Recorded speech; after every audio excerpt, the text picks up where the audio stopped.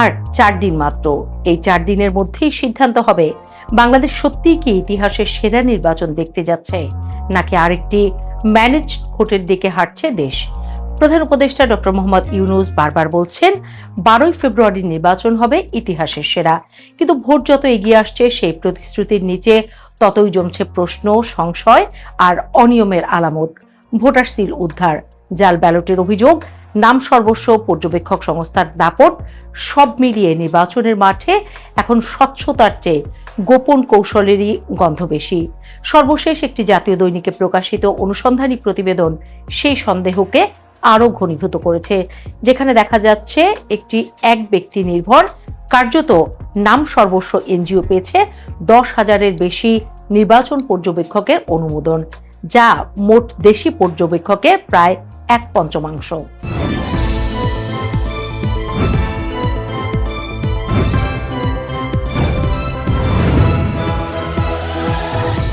12ই ফেব্রুয়ারি নির্বাচন হবে বাংলাদেশের ইতিহাসের সেরা নির্বাচন, কথাটি নিঃসন্দেহে আশাব্যঞ্জক। বিশেষ করে দীর্ঘ রাজনৈতিক অস্থিরতার পর মানুষ এমন একটি নির্বাচনই প্রত্যাশা করে যেখানে ভোট মানে হবে সত্যিকার অর্থে ভোট, আর ফলাফল মানে হবে জনগণের রায়। কিন্তু নির্বাচন যখন ভোটারদের দরজায় কড়া নাড়ছে, তখন একের পর এক অনিয়মের আলামত সেই আশাবাদের ভিত নড়বড় করে দিচ্ছে।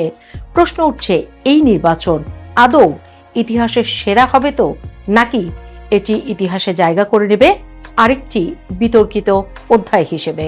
নির্বাচনের স্বচ্ছতার অন্যতম বড় গ্যারান্টি হলো নির্বাচন পর্যবেক্ষক, কারণ তারা হলো সেই চোখ যারা দেখে ভোট ঠিকঠাক হচ্ছে কিনা, কারচুপি হচ্ছে কিনা, ক্ষমতার অপব্যবহার হচ্ছে কিনা। কিন্তু সেই চোখ যদি প্রশ্নবিদ্ধ হয়, গতকাল একটি জাতীয় দৈনিকে প্রকাশিত অনুসন্ধানী প্রতিবেদনে সেই প্রশ্নটাকে সামনে নিয়ে এসেছে। প্রতিবেদনের শিরোনাম, এক ব্যক্তি নির্ভর পাশা দিচ্ছে 10,000 নির্বাচন পর্যবেক্ষক। Peoples Association for Social Advancement, সংক্ষেপে পাশা, হবিগঞ্জের চুনারুঘাট উপজেলার বরমপুর গ্রামে অবস্থিত একটি নাম সর্বস্ব এনজিও। এই সংস্থাটি এবারের নির্বাচনে সবচেয়ে বেশি পর্যবেক্ষক মোতায়েনের অনুমোদন পেয়েছে। সংখ্যাটা শুনুন, 10,559 জন, মোট দেশি পর্যবেক্ষকের প্রায় 19%। অথচ এই পাশার নিজস্ব কোনো স্থায়ী কর্মী নেই, নেই দৃশ্যমান সাংগঠনিক কাঠামো, নেই বড় কোনো নির্বাচন পর্যবেক্ষণের অভিজ্ঞতা। তবুও তারা 127টি আসন পর্যবেক্ষণের অনুমতি পেয়েছে। প্রশ্ন উঠছে কিভাবে। নির্বাচন কমিশনের জ্যেষ্ঠ সচিব আক্তার আহমেদ বলছেন, কাগজপত্রে কোনো ব্যত্যয় পাওয়া যায়নি, তাই অনুমোদন দেওয়া হয়েছে। কিন্তু নির্বাচন কি কেবল কাগজের হিসেব? সুশাসনের জন্য নাগরিক সুজনের প্রধান নির্বাহী বদিউল আলম মজুমদার স্পষ্ট করেই বলছেন, পর্যবেক্ষক অনুমোদনের ক্ষেত্রে নির্বাচন কমিশন প্রয়োজনীয় যাচাই বাছাই করেনি। পক্ষপাতদুষ্ট সংগঠনকে অনুমতি দেওয়া হয়েছে বলে অভিযোগ রয়েছে। কমিশনের এই শৈথিল্য তাদের সক্ষমতার ইতিবাচক প্রতিফলন নয়। এই বক্তব্য কেবল একটি সমালোচনা নয়, এটি একটি সতর্ক সংকেত। পর্যবেক্ষক ইস্যু একা নয়, নির্বাচনের মাঠে আরো ভয়ঙ্কর কিছু দৃশ্য সামনে আসছে। গত 4 ফেব্রুয়ারি লক্ষ্মীপুরে পুলিশ 6টি তৈরি করা ভোটার সিল সহ একজনকে গ্রেফতার করে। পুলিশের ভাষ্যমতে একজন জামায়াত নেতার নির্দেশে এই সিলগুলো তৈরি করা হয়েছিল। এর আগে মধ্যপ্রাচ্যে প্রবাসী এক জামায়াত নেতার বাসায় পোস্টাল ব্যালট পেপার পাওয়া গেছে, যা নির্বাচনী ইতিহাসে ভয়াবহ অনিয়মের উদাহরণ।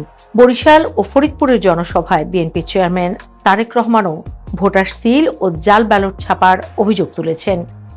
এত গুরুতর অভিযোগের পর নির্বাচন কমিশনের পক্ষ থেকে দৃশ্যমান কঠোর পদক্ষেপ দেখা যায়নি। কিছু ক্ষেত্রে মৌখিক আশ্বাস, কিছু ক্ষেত্রে নীরবতা, এই যেন পুরো চিত্র। এখানেই শেষ নয়। রাজধানীর সূত্রাপুরে জামায়াত ইসলামীর এক সদস্যের বাড়ি থেকে উদ্ধার হয়েছে 152টি ক্রিকেট খেলার স্ট্যাম্প। মিরপুরে পাওয়া গেছে কয়েকশো বাঁশের খণ্ড। এই জিনিসগুলো কি কাজে আসতে পারে তা ব্যাখ্যা করে বলার প্রয়োজন পড়ে না। এসব আলামত একসঙ্গে রাখলে একটি ভয়ঙ্কর আশঙ্কা তৈরি হয়। ভোটের দিন সংঘাত, ভয়ভীতি, কেন্দ্র দখল কিংবা ভোটারদের দূরে রাখার প্রস্তুতি কি তবে আগেই শুরু হয়ে গেছে? আরও একটি অভিযোগ সামাজিক যোগাযোগ মাধ্যমে ছড়িয়ে পড়েছে। জামায়াতের কর্মীরা বাড়ি বাড়ি গিয়ে ভোটারদের জাতীয় পরিচয়পত্র নম্বর ও বিকাশ নম্বর সংগ্রহ করছে। কেন? এই প্রশ্নের কোনো আনুষ্ঠানিক উত্তর নেই। কিন্তু বাংলাদেশের নির্বাচনী বাস্তবতায় এই তথ্য সংগ্রহের অর্থ মানুষ খুব ভালোভাবেই বোঝে। নির্বাচন কমিশনের নীরবতা এখানে গুজবকে আরও শক্তিশালী করে। নির্বাচন বিশেষজ্ঞদের মতে অন্তর্বর্তী সরকারের উপর একটি বিশেষ দলের, বিশেষ করে জামায়াত ইসলামীর ব্যাপক প্রভাব রয়েছে। দলটিকে ছায়া সরকার বলেও অভিহিত করা হচ্ছে। জামায়াতের আমির নিজেই সাংবাদিকদের সামনে বলেছেন, সরকারের উপর তাদের প্রভাব রয়েছে। অভিযোগ উঠছে প্রশাসন, গুরুত্বপূর্ণ মন্ত্রণালয়, আইনশৃঙ্খলা বাহিনী, ডিসি, এসপি, এমনকি শিক্ষা প্রতিষ্ঠান ও ধর্মীয় প্রতিষ্ঠানে দলটির অনুগতদের বসানো হয়েছে। এই বাস্তবতায় নির্বাচন নিরপেক্ষ হবে, এই আস্থা দুর্বল হয় স্বাভাবিক। নির্বাচনের একেবারে শেষ প্রান্তে এসে নির্বাচন কমিশনের ভূমিকা প্রশ্নবিদ্ধ হওয়া দুঃখজনক। অথচ এই নির্বাচন দেশের জন্য একটি ঐতিহাসিক সুযোগ, গণতন্ত্রে ফেরার সুযোগ। এখনো সময় আছে, কিন্তু সময় খুব কম। প্রশাসনের নিরপেক্ষতা নিশ্চিত করতে হবে, আইনশৃঙ্খলা বাহিনী ও গোয়েন্দা সংস্থাকে সক্রিয় হতে হবে।